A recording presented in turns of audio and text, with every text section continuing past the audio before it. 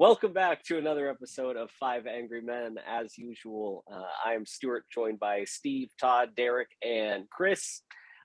Today, we are talking about our top 3 surprises for 2021. So, any book that surprised you? Let's start with Miller. All right, so I've got 3. Falling by TJ Newman. Really enjoyed that one. I also really enjoyed 2034 by Ackerman and Stavridis. Yep. Futuristic War book, that was great. And then Sleeping Bear by Connor Sullivan was awesome. I think if I had to pick one of my favorites out of there, I would go with Connor Sullivan's Sleeping Bear. Didn't see it coming like the way it did. I kind of felt like it had a CJ Box vibe off the beginning, kind of in the wilderness. And then the way it ended, didn't see it coming at all. So I'd say that was my top surprise of the year. I thought that TJ Newman did a great job, though, with her falling, because if you've ever seen the movie Phone Booth, it sucked because they were in a phone booth the whole time. But they're in a plane most of this book, but it was really entertaining. It wasn't dull, and it wasn't lethargic. It was fast-paced, and it was great. I haven't read 2034 yet. That is on my list, but that is one that I haven't gotten to yet. Futuristic War Books, I kind of love them, kind of in the same series of the War Planners with Andrew Watts. I really enjoyed it. I thought it hit all the contemporary military talking points in politics right now. So, but it's my favorite large scale war book since Red Metal, which is something like it's fantastic. It's a little more naval oriented for Miller, but yeah, I absolutely agree. It blew me away on how good it was, and it was really good. Highly recommend it's another one to put on the TBR list. Yeah.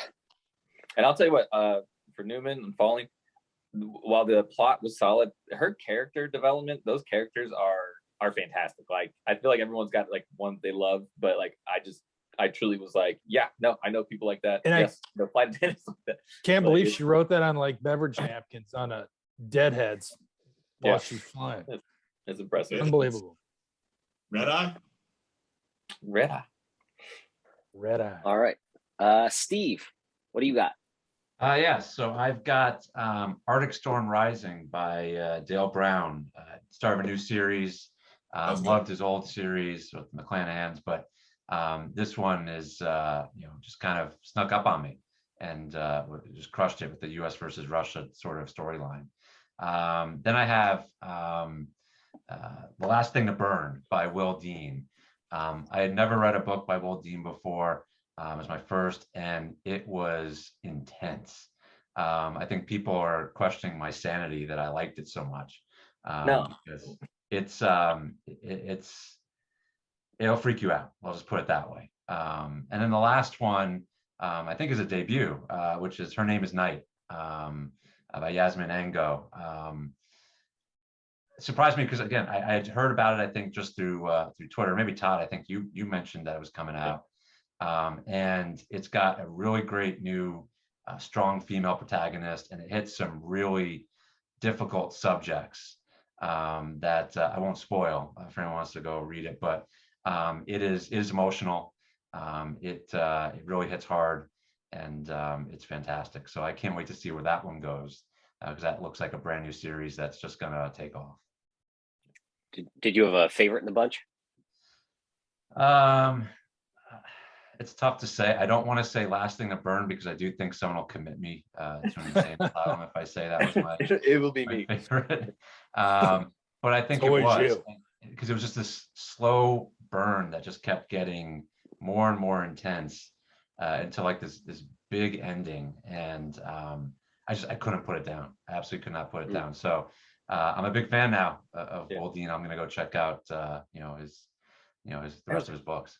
It was really plausible too. That's what's terrifying about that book. Like, it wasn't like anything super crazy. It was just like small torments that just keep ratcheting it up. I was just like, oh yeah.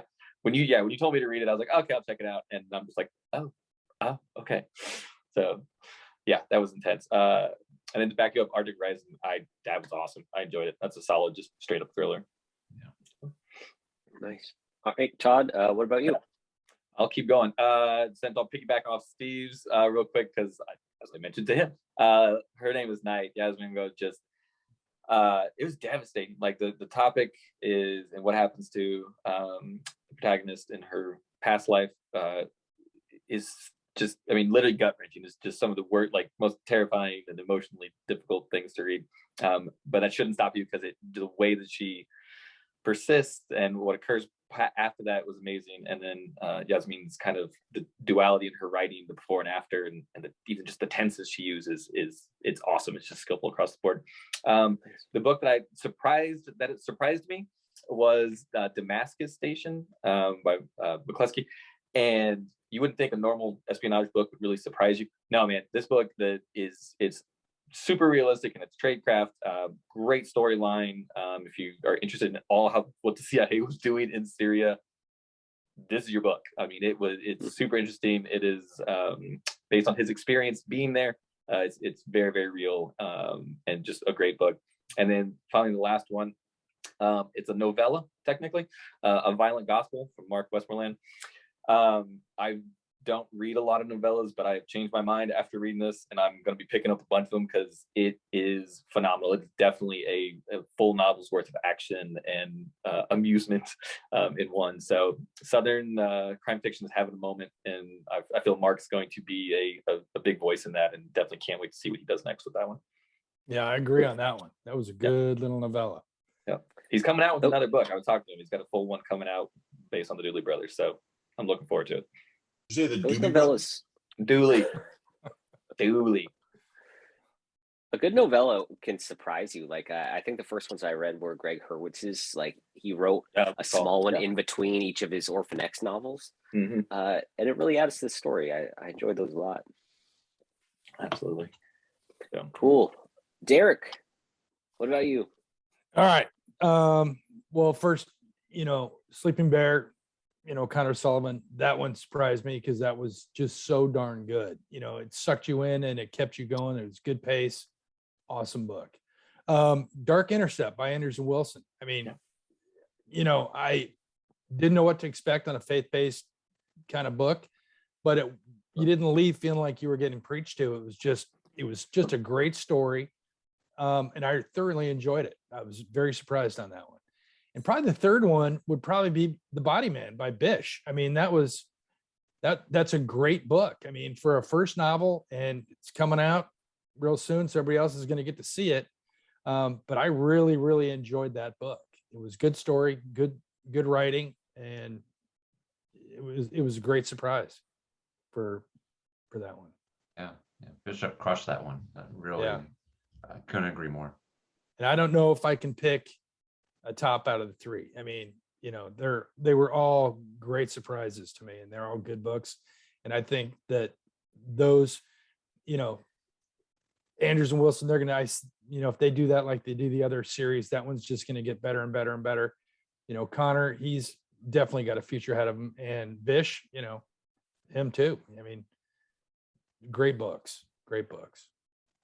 Yeah, we gotta stop talking about how good Eric Bishop is. His head's gonna get way too big. I know, but yeah, you can't let that. But no, I'm with you. The Body Man, absolutely. I know we kind of read it earlier than whatnot, but I was absolutely shocked at how good that was. And but no offense, shocked is probably the wrong term. But I enjoyed how good that was.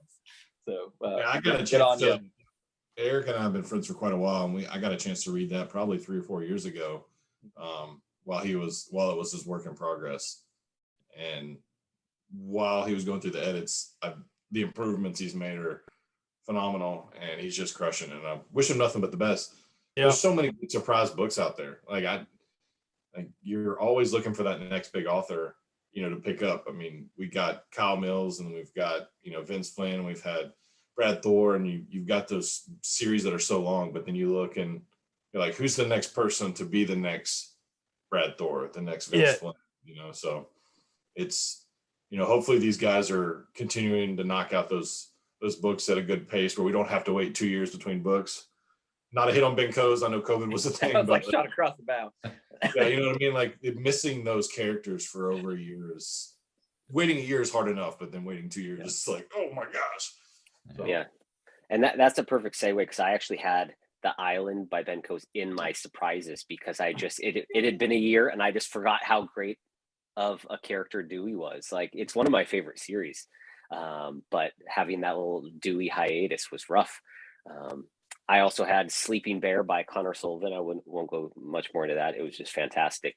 And I also put in All the Violent Memories by J.B. Stevens, which was a collection of poems. And when reading it, I was taking small screenshots and sending them to you guys like, holy Christ almighty, this is intense.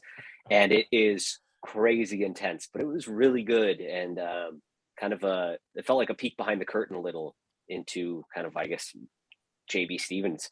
But yeah, it was a phenomenal collection of poems. So highly recommend anyone check those out. And he's got a short story collection out, Therapeutic Death, that I just read, and I picked it up because of what you had said about his poetry, and man, it's good. Yeah, like he's intense. I love it. Yeah. Awesome. All right. Well, that's it for the 5 Angry Men. For Steve, Chris, Derek, Todd, and myself, we'll see you next time. We're on Twitter at Best Thrill Books.